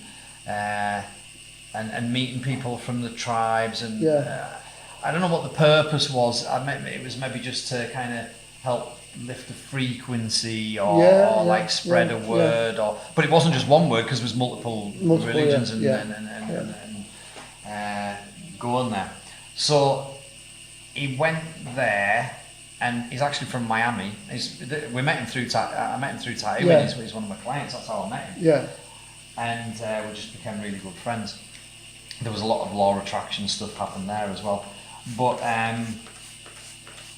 he'd been away on this, let's call it a mission. Yeah. And when he came back, he was stopping off in London. So normally he comes up when he's in the UK. He comes to see me. Yeah. But I thought, nah, I'm gonna go down and see him. He hasn't got time to come see me. I'm gonna make time to go and see him. So I shot down to London to spend the night with my friend Raj, and I gets there, and so what we're doing tonight? He says, oh, we're going out for a meal with Ted. And I says, who's Ted? And he says, oh, he's one of the kings of Africa. Oh, Jesus. And I was like, fuck's sake, Raj, man, I've only carried a pair of jeans and a t-shirt. I've not brought a shirt with me. Yeah, I was like, fucking wrong shirt. I barely had a shirt with us. I literally just like I had an overnight bag, you know. I think I was planning on travelling back in the same clothes that I went down in, you know what I mean? I hadn't thought about what we were doing or anything. Yeah. But I was like, oh, flipping heck. So we go to this Chinese restaurant, and we met Ted, who's actually called Edward Okuchukwu. Yeah? Oh, Obi Ubulu Uku, that means he's king. Yeah. Yeah. And so you see there, we're like friends on Facebook. What a bizarre thing. It's mental, isn't it? His Royal Highness. And so me and sat having eaten this Chinese meal in London with an African king, right? And I'm like, this is bizarre. Yeah. And the best bit of it was he done this. He showed us his Facebook, you know, and he goes, "There's me, the king, and there's my kingdom." Wow. You know, like he scrolled from a picture of him to this most epic scene of treetops. It's just fucking, you know. And there's my kingdom, and you know, I'll never forget that. You know what I mean? Like, but the troubles over there. Give you a bit of a story. Ted, like he because he was in England. Well, what the fucking hell are you doing here? Yeah. And he says, well, I've fucking gone to Africa. I'm not getting shot. He says, why? You know, he says it's bad over there, man. Like. He says, you know, I was educated in London, and you know, I've lived most of my life in London. You know, I didn't really like, you know, life in Africa. It's dangerous. It's you know, there's a lot of bad shit goes on. He says my dad was killed, and excuse me if I don't get this story exactly right, but his dad died. He was killed, and Ted was in London, and apparently Ted should have been king because of that. Yeah. But his brother stepped up and says, "Nah, Ted's dead. He's gone. He's not here anymore. I want to be king. I'll be king." Yeah, yeah. And so, like, his brother sort of gazumped him on being king. But then he got killed. Sheesh. You don't want to be king then. So Ted now, like, fucking had to reappear and be the king. Yeah. But he isn't the king in his kingdom. No. He sits in a hotel in London running his kingdom. Wow. He ain't going to fucking Africa. He'll go and visit maybe for a short period of time, but like he's running his kingdom from a laptop in a hotel in London because it's too dangerous for him to actually be there. Because there are a lot of kingdom states, you know, they've got the traditional kingdom states, varying in sizes, yet the power struggles that people have, that they have over there are amazing, you know, it's like, and because Africa is Africa, and, you know, people in Africa are part of Africa, part of the world, we've got a real sort of hang-up about life and death, haven't we? Mm-hmm. Whereas if you're in nature, if you're in Africa, if you're in the bush, if you're in the world, or even just in your garden, life and death happens every year. You watch it in the garden, you watch it, it's just, it's a cycle. Yeah. It happens all the time. So people say, oh, they've got a lack of, they haven't got the same sort of respect for life as we have. It's a different. It's fear of death. It's the opposite. Yeah. We've got a fear of death. Yeah. It's not that we've got respect for life. No, I think that most people don't appreciate the fucking life that they've got. No, it is. It's fear of death, and it's like, I mean, lions kill to survive. So why shouldn't the people? You know, that's the sort of mentality. It's wow. It's a bit different, you know. But when the lion feeds, there's always something left for those that follow. Yeah. There's always food left for those that follow. So you're like, actually, there's a lot of deep shit in there. Now, a lion kills, eats what it wants and goes away, and then the hyenas will come in and have a bit, the jackals will have a bit, and then the vultures will have a bit, and then the ants will have a bit, and all of a sudden the earth takes it, and then earth and nature is consumed it. Let's just go back to that hyena that you said was, you turned around and it was. It was just there behind us. Yeah. So what happened there? Well, we just looked at it. It looked at us. My son's like, "Should we do something?" My dad says, "Well, do what? What are you gonna do?" He said, flail your arms about and make a growling noise. This hyena's looking at us, and one of the quotes of the century off my dad was, "One of two things is going to happen here, Matt. You're either going to live or you're going to die." Fucking hell. You won't forget that one, will you? One of two things is going to happen. And who did he say that to you? To my son. Yeah. Yeah, it was like, oh, fucking granddad's nuts. Yeah, we know that. It was funny. It was funny. Oh, fucking hell. Well, you could say that every day, really, couldn't you? You know, that's it, isn't it? One of two things is going to happen today. I'm going to live or I'm going to die. Brings it right down to a base level, doesn't it? Wow. Right, so I'm just getting some white out. I'm going to put a few white highlights into it, and then we're going to be done for today. Spot on. I'm really pleased. I can only see it from this angle. Yeah, it's looking fantastic from this angle. But when at the minute I'm doing your tattoo, right? But I don't give you your tattoo until you go to the mirror. That's when you get it. That's when you receive it. Yeah, no, I appreciate that. Yeah, I appreciate it. So, and it's my favourite bit about tattooing. The reveal. That not so much the reveal, but that mirror moment. You know what I mean? 'Cause we don't there's people who cover it in foam and then they'll do like a little reveal video, they'll wipe the foam off, or they'll put the kitchen roll over it and they'll spray the kitchen roll, and then they'll peel the kitchen and they reveal the tattoo for social media. But like, no, we don't. We'll have none of that. No, that's not what it's about for me. Do you know what I mean? It's no. It's you know, I'm doing this for you, not for social media. And yes, we have recorded this, which will end up in some sort of form on the social media. But even that's for a different purpose as well. Yeah. You know, that's to, like I've been saying all along, with the hope that we're going to inspire somebody. And I feel so inspired from this I think experience. It's about helping other people to make a difference in their own lives. I think it's the most important thing. You know, you can to inspire someone is to leave a legacy of people who live better as them. What better thing could you give to the world? You know, it's helping people to be better at being people, I think. One thing that I heard, which has always stuck with us, I can't remember who it was that said it, but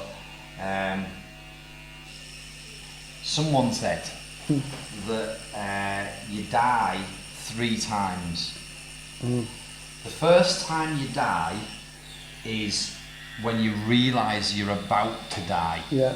And you sort of, like, I would imagine, like, kind of come to this acceptance position where, you know, you realise you're going to die. It might be in 30 seconds. It might be tomorrow, you know, or next week or next month or something. But the first time you die is when you realise that you're going to die. The second time you die is when you actually die. Yeah. And the third time you die is when the last person speaks your name. Yeah, I've heard that. You know, so that's, you know, when we're talking about legacy and what we leave behind. Yeah. You know, for instance, if I went to Africa and help people set up a way of fixing the vehicles easier or something like that, and set up like a mechanical school to teach kids how to fix things with what they've got on hand, right? That's going to leave a legacy where people keep on speaking your name long after you're dead. You know. And you know, to set up some sort of foundation that helps people in the future or whatever, you know what I mean? No, you're right. You're right. The ancient Greeks used to say that as well. You know. I think it's even in one of the Brad Pitt movies, isn't it? When is he playing Achilles or something like that? And he's like, that's why nobody will remember your name. You know, because you're not doing anything special. You're not doing anything important. You know. I think it was one of the Indian chiefs that said that about 3 deaths. One of the. I don't know who it was, but it's always stuck with us as far as to what a legacy is concerned. Because, you know, I've got kids, I've got grandkids, and I'm the sort of person who doesn't take from society. I always try and like bring more than what I take. You know, everywhere I go, everything that I do. I want to contribute to it, not take from it, you know. And it's sort of it left us thinking, you know, like what do I leave behind, you know? And I've made a point of, you know, remembering that and, you know, trying to leave a good mark on places, you know. Another quote that really kind of stuck with us, and I'm still exploring, is Ernest Fitcher, I think is the right pronunciation. And he said, in a decaying society, art, if it is truthful, must also reflect decay. And unless it wants to break faith with its social function, art must show the world as changeable and help to change it. And that's fucking deep, that, man. It is, You know, like let's go over it again, right? Yeah. In a decaying society, we are in a fucking decaying society. Absolutely, right? Art, if it is truthful, must also reflect decay. And unless it wants to break faith with its social function, art must show the world as changeable and help to change it. Yeah. At this point, I realised art has a social function. It does. I didn't realise it until then. I'm just an artist who likes to create things. And you know, I that's what I enjoy. And I just, you know, I just follow my bliss and doors open where there were only walls. Well, what can I do with my art that, look what I'm doing. Yeah. This art shows decay. Absolutely, yeah. We're talking about like rhinos going extinct here, do you know what I mean? Yeah. So, like, in a sense, my art and recording this art in a photograph at the end and this podcast is actually showing the world as changeable and helping to change it. You know? Yeah. And that's a very powerful thing, man. It's massive. And you know, it's but it's something that has left me exploring, wondering, looking for that way. But because I'm following my bliss, doors are opening where there were only walls. Yeah. Look at what's happened. Yeah. My art has caused us to meet. Yeah. My art has caused us to record this session and inspired me to go and do more than what I'm already doing. And I bet you any money it's inspired a few other people as well by the time people listen to this. Because this will be online for fucking years. You know? So,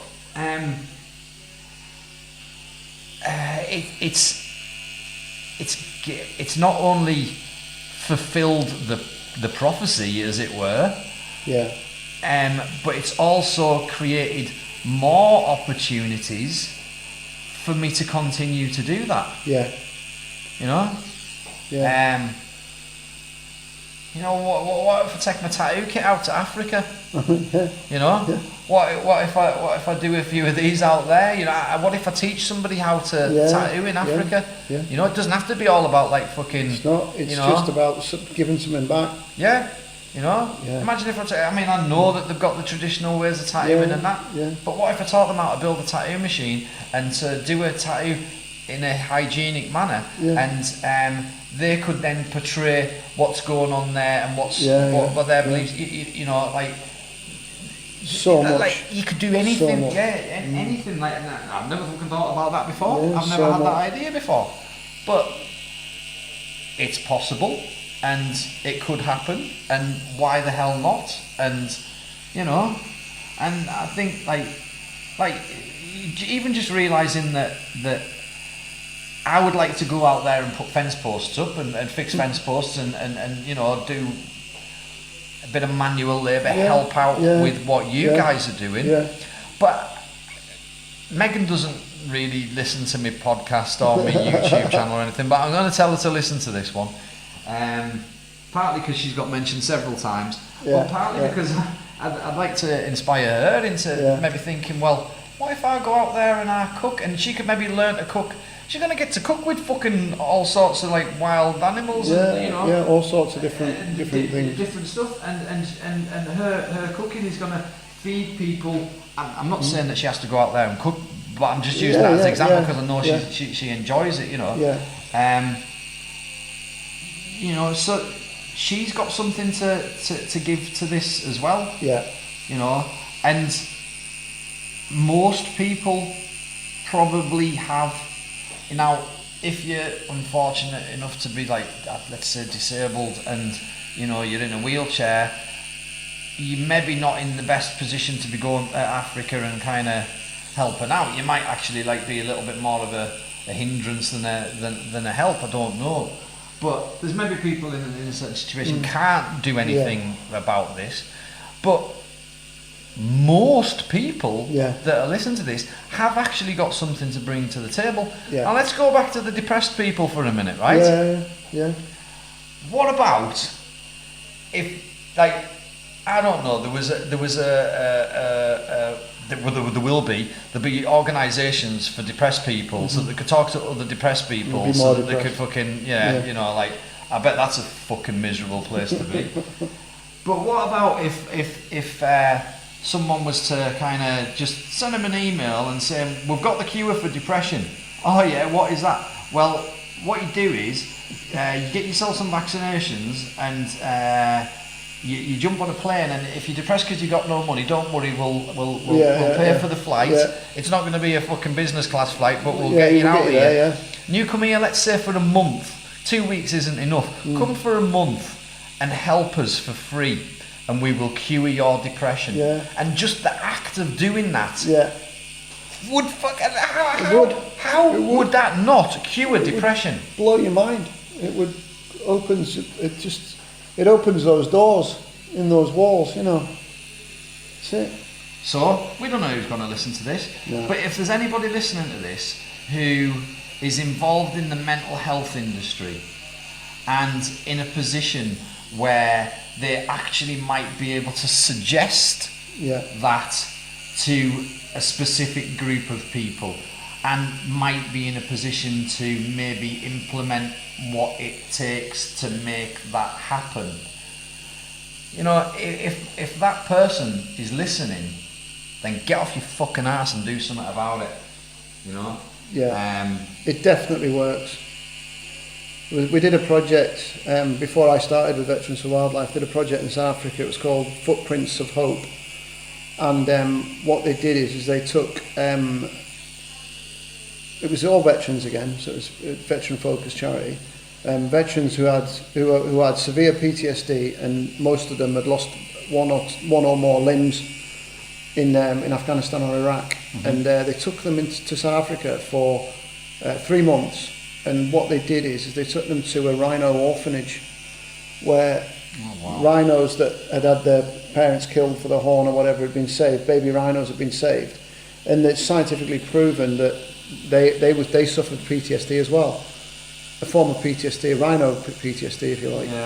And what they did is they partnered a veteran with a rhino, and they took it through its entire rehabilitation journey, all the way through to it being released back to the wild.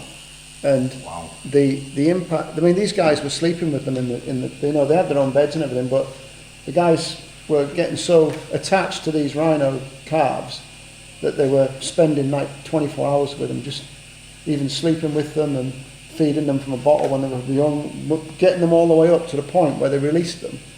And when they were releasing them into the wild, the veterans were then finished with their task, and then they would come back to the UK. But what it did was just phenomenally changed the face of how these people were seeing PTSD and understanding how they could operate. It was a fantastic program. That sounds amazing. Like, and again, you know, like, wow, you know, like just to have that experience, you know, and that's fucking. I can't even put into words how powerful that must be. Massive. It's absolutely massive.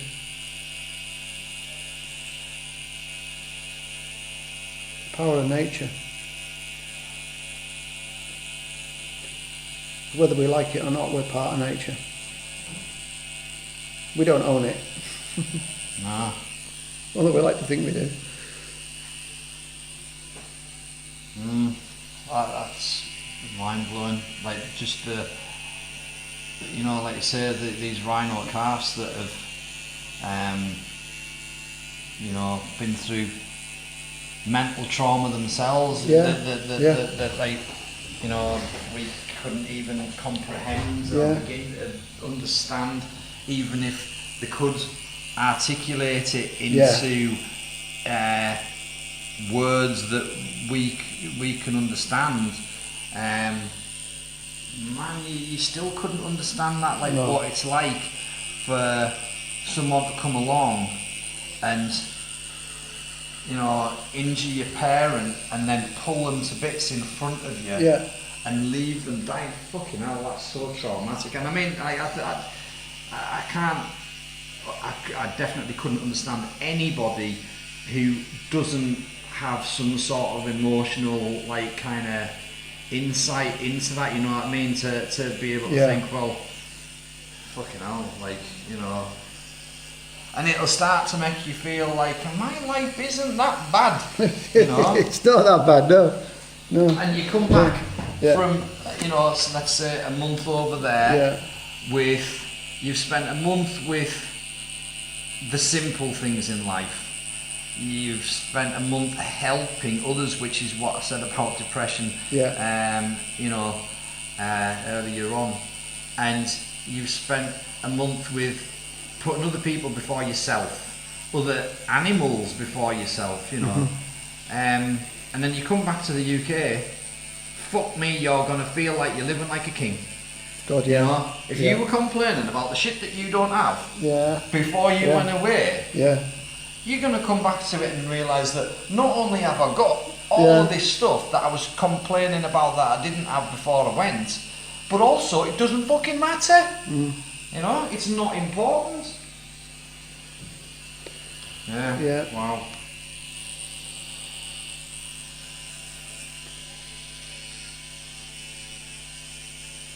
I can see me doing this, you know. Go for it. I really can. I can see me doing this. Go for it. And normally when I say I'm going to do something, you do it's rare that I don't do it. It's very rare that I don't do it.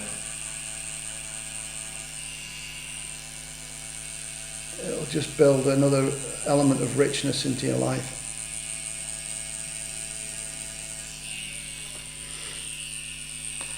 Megan's out with a man today. It was her birthday the other day, so she's away out with a man up to Glasgow. I wonder if it's occurred to her that, you know, Richard sat talking to Richard today, and you know, I wonder if he's going to come away from this wanting to go on fucking safari or something. I wonder if it's crossed her mind. Well, we've had some chats when she's been doing my lasering, so she's got an idea of who I am anyway. Yeah. Well, she says to us this morning, she says, are you gonna get the roadcaster out and record your conversation today? Because I'd said last time. Yeah, we'd said about it, haven't we? That I would, and well, I asked you if it was okay if you didn't. This morning I was like, I'd forgotten about that. And it was her that reminded us about it. And I was like, nah, I can't be bothered. It's a fucking nightmare with all the wires and dick about, yeah. And it is, but it works out all right because Coob set it all up before we were even ready to fucking start tattooing. So well, I hope it's been worthwhile, mate. Like, I have enjoyed this so much. This now we're into like over 4 hours of tattooing. It's fucking went by in no time at all. Now imagine if we were driving to London, would be, you know, past Birmingham, past Birmingham by now, we'd nearly be at London. We haven't even stopped for the fucking piss break, mate. No, you know, just cracking on. No, it's been absolutely fascinating, and I am so glad I hit the record button. I would have been gutted that I didn't record this. You know, because if I'm honest, we'd have probably had the same conversation. We would have had exactly the same conversation. None of this has been put on for the fucking microphone. Yeah, no, this is just a chat. This is just a chat, but it's as real as it gets. Yeah, you know, and the stuff that we've talked about. I don't know. It's hard. It's hard to comprehend. Pardon me. It's hard to comprehend. People just. And this is what I said to you last time, you know, like, all we get to see about this is shit on the telly. Yeah. You're getting to see it, like, first hand. And, you know, so coming from the Rhino's mouth, as it were, you know, literally, you know, that's how it feels. This is very different. And it's very different from the interviews that I've done so far, you know.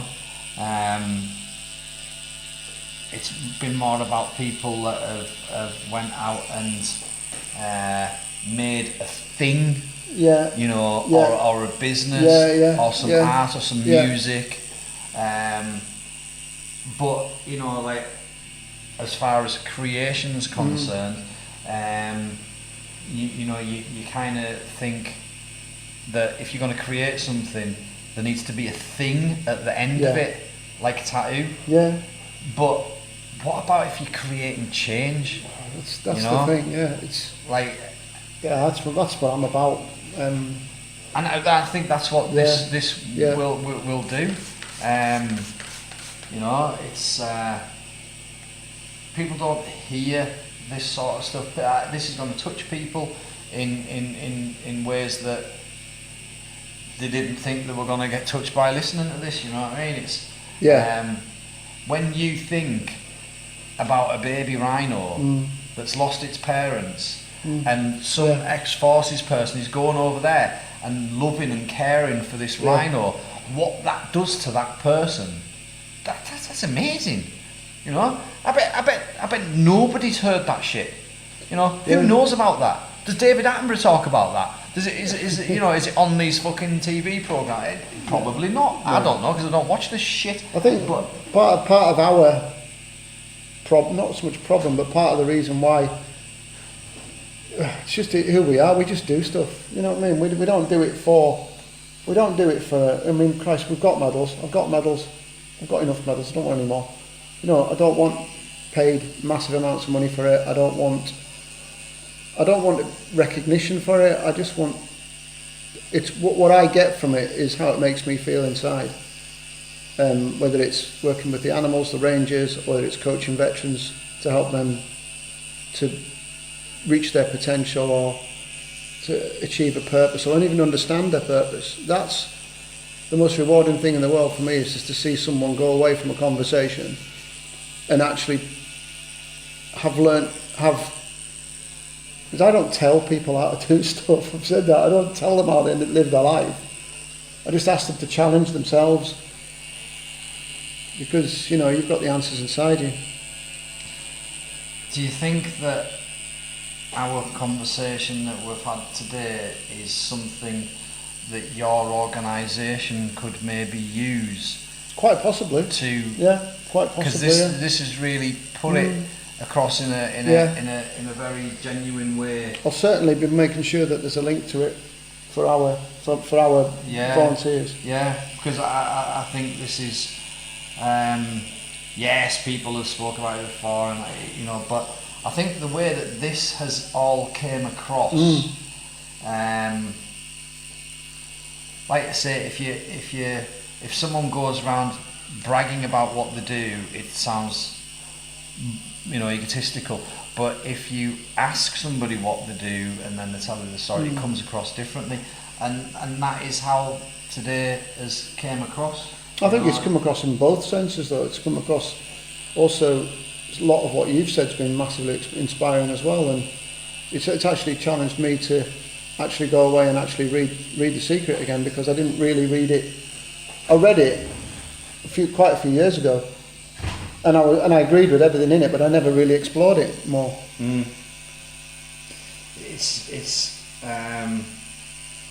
you got to play with it. It's something that you got to play with. Yeah. It's like a new toy. Yeah. I've got something that I can give you, and I normally actually sell this, because I get a lot of people coming to us and asking us for help. Oh, Richard, you've done well in life. You've done well in business. Can you help me succeed in business? And I used to help them without a single thought, until I realised that there was people making a lot of money off the back of what I was teaching them, and they didn't even come and say fucking thank you. Yeah. And so I was like, I'm fucking sick of this. Actually, this is how I met Raj. I was so pissed off that nobody was even saying thank you. And we've talked about gratitude, right? Yeah. And this was the first thing that I was teaching people, gratitude, right? And even though I taught them gratitude, they didn't say thank you to me for changing their fucking life, you know? So I was like, fuck it, I'm sick of this. If I could get paid for this, then it wouldn't piss me off anymore, because at least I've been paid. So I was like, how can I get paid for this, right? I don't know how to get paid for helping people. And I don't want paid a lot, but like, I just want something back, so I don't feel like I've had my fucking arse raped. Yeah.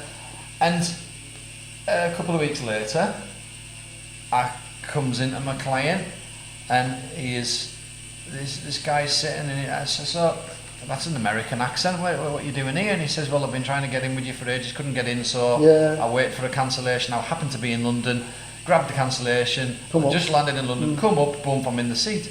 I says, that's cool, that's amazing. I says, what do you do?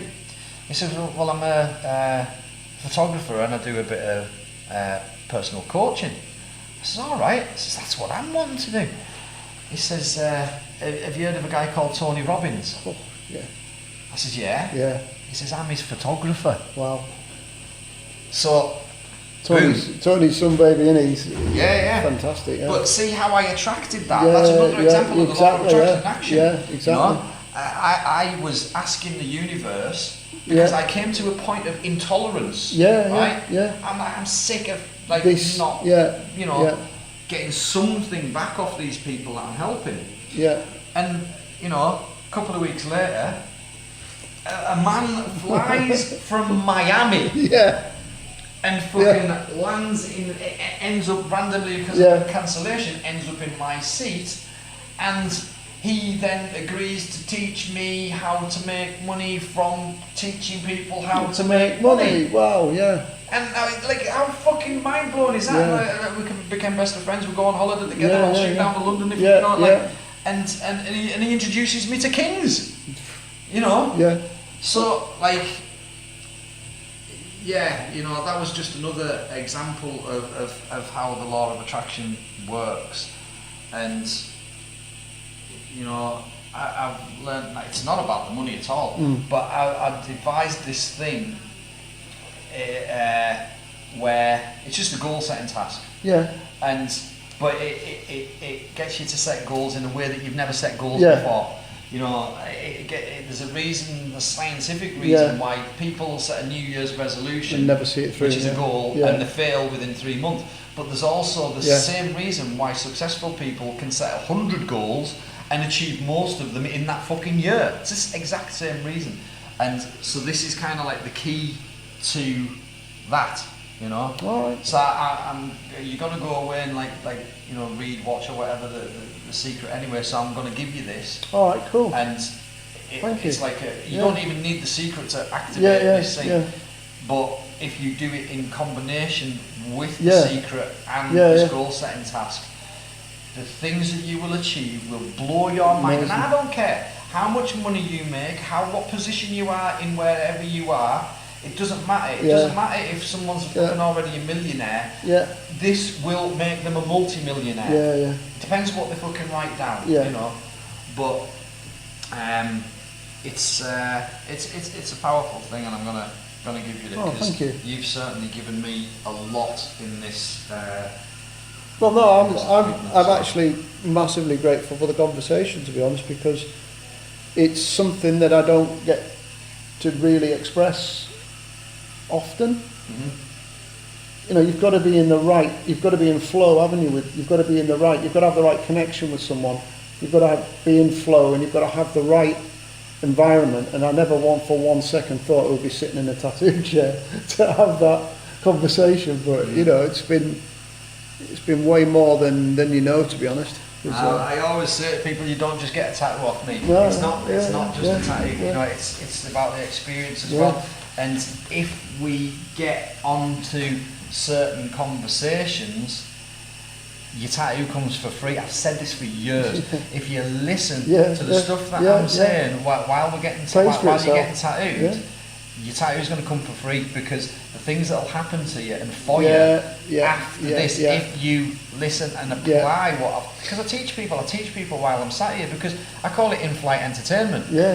What else are we going to fucking do? Nothing else to do. What else are we going to do? Nothing else to do. So and I love helping people, and quite often they help me as well. But it's definitely a two-way thing. But like I say, it was the people who were just kind of being energy vampires, and I would still come out with the stuff that I say anyway, because I like to kind of get inside people's heads. Absolutely. It's like a little bit of a game. It's like I was a delivery driver once, and I used to say how many pens I could steal, But while you're tattooing, it's fun to Yeah. sort of explore the person that you're tattooing, and you